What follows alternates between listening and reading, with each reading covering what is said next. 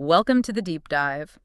Today we're looking at something that feels less like science fiction and maybe more like our actual present. Yeah, it's quite something. We're going to explore these really striking, sometimes pretty unsettling overlaps between the Black Mirror TV series and, well, the real-world tech and societal shifts happening right now, especially around AI. And for this deep dive, Yeah. we've pulled together quite a mix of sources. We've got pieces from Tatler Asia, Glass Almanac, So Brief. There's a really interesting Reddit discussion, an academic paper from OJS Hinkol, Right. a piece from the Pangene, and Dr. Catlin Tucker's blog, too. Yeah. What's compelling is how all these different viewpoints, news reports, deep dives, fan talk, academic work, they all seem to be pointing at the same idea. Which is... That Black Mirror often feels disturbingly predictive, like a window into what's just around the corner. Exactly. So our mission today isn't just to list the similarities, fiction versus reality, especially with AI. We want to dig into what these parallels might actually mean for you listening and for us as a society. So let's dive in. Where should we start? Maybe digital resurrections. That always felt purely fantastical. Yeah, Be Right Back is the classic example, isn't it? That core idea, using someone's digital history, their texts, social media, everything, to build an AI copy of them.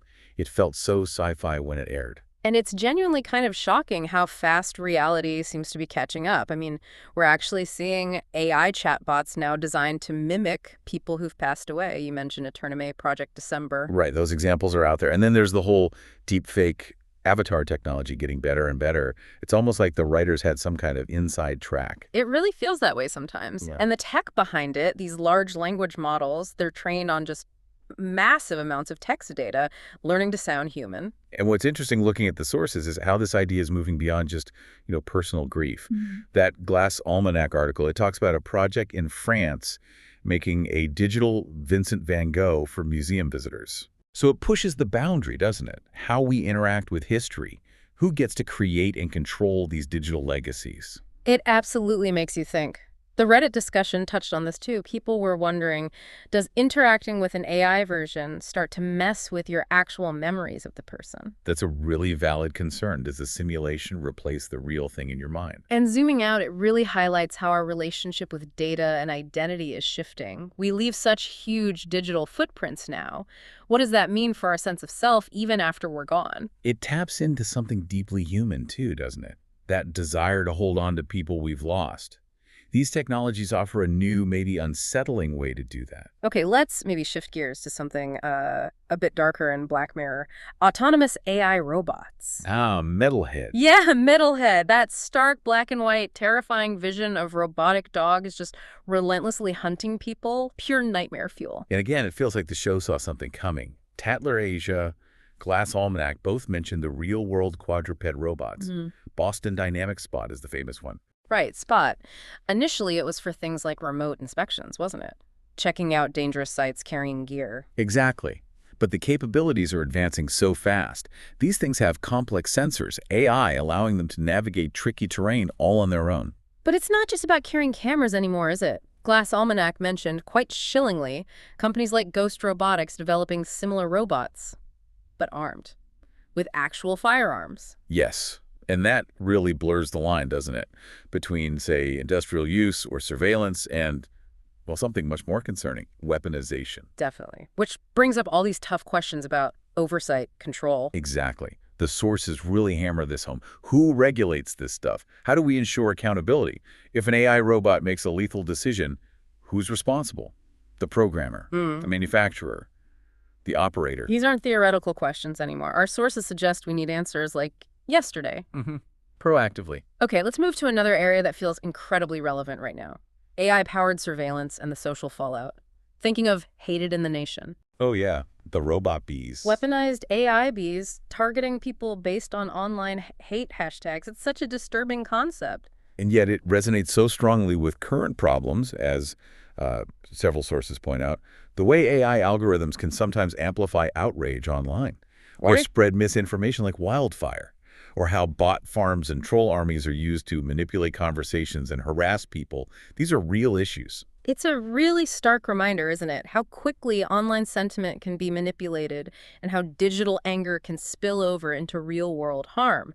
The B scenario is extreme, obviously, but the underlying mechanics, they feel very familiar. Absolutely. It shows how even technology with potentially good intentions, remember the bees were initially meant to help with pollination. Right, the ecological angle. Exactly. Even that can be twisted or repurposed for something harmful. It really forces us to think about building in safeguards and ethics from the very beginning. Okay, now for a big one. One that feels both futuristic and maybe already creeping in. AI-driven social credit systems, the whole Nosedive episode. Yes. The pastel-colored nightmare. Where your entire life, job, housing, who you can associate with, hinges on this constantly fluctuating rating, powered by AI judging every single interaction. And the Glass Almanac and the OJS Tunkel article, they draw direct lines between Nosedive and the social credit system being rolled out in China. That core idea, a dynamic score impacting daily life. It's not fiction there.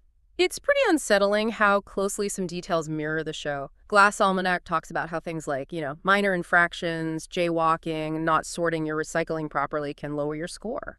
And that has real consequences. Restrictions on buying plane or train tickets, accessing loans, certain jobs.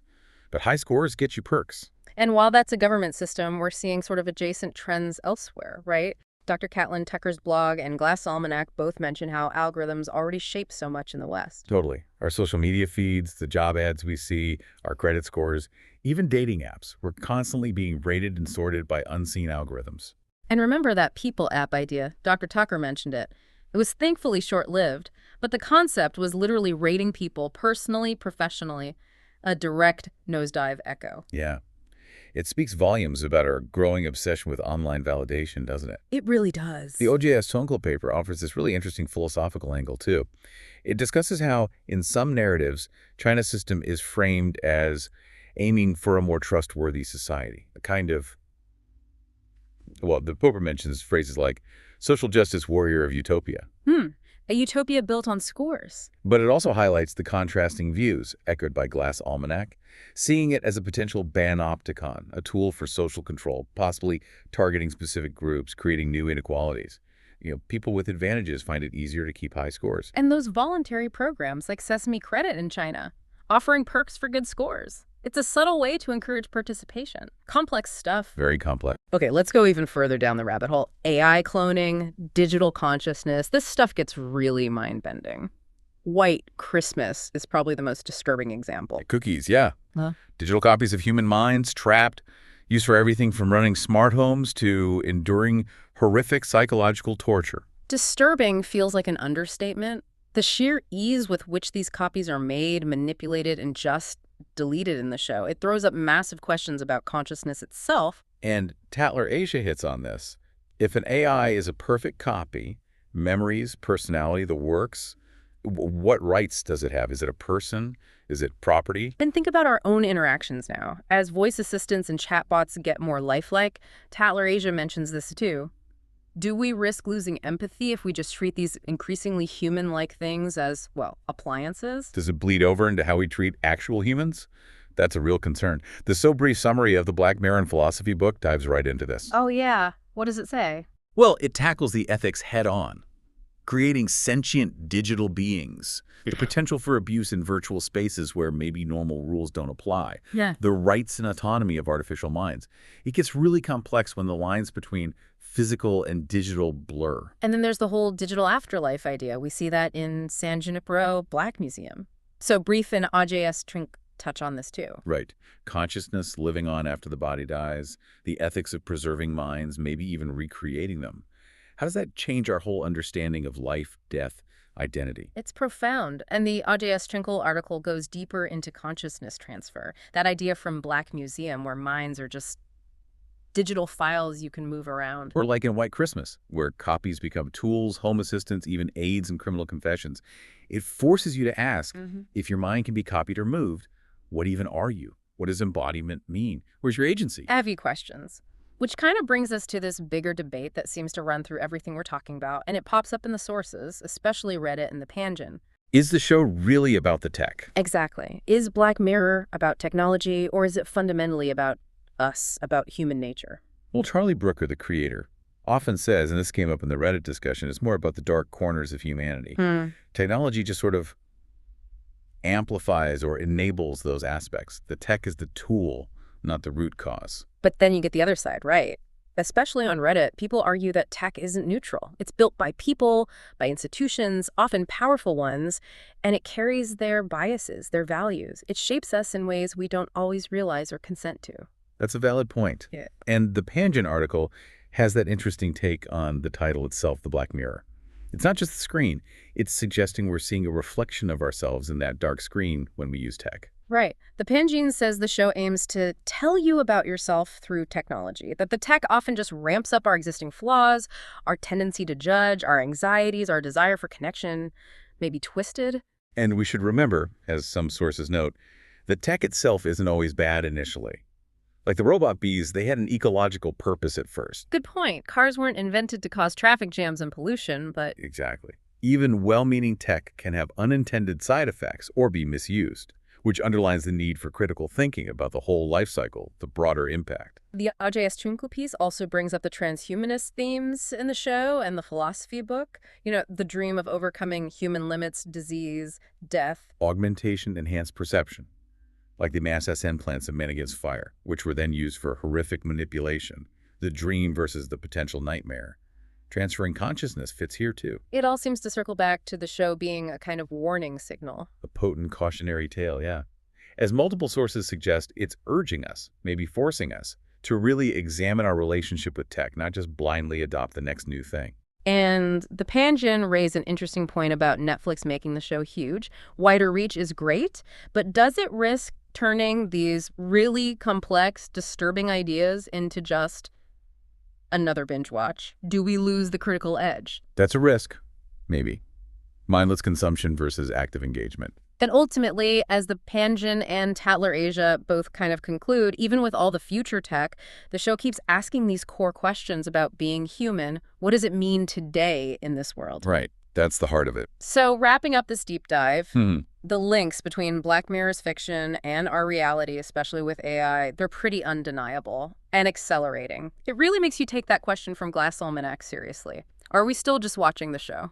Or are we starting to live inside it? Yeah. Makes you shiver a bit. It does. And that's really the key thing for you, the listener, to take away. As this tech keeps evolving so rapidly, how do we steer it? How do we make sure we're harnessing the potential for good ethically, responsibly? And how do we avoid stumbling into those dystopian scenarios the show paints so vividly? Exactly. How do we keep technology from just amplifying our worst instincts? So maybe think about the episodes or scenarios we talked about today that really stuck with you. Why those ones? And looking ahead, what role do you see yourself playing, even in small ways, in shaping how technology impacts us all? It's a huge ongoing conversation and frankly one we all need to be part of.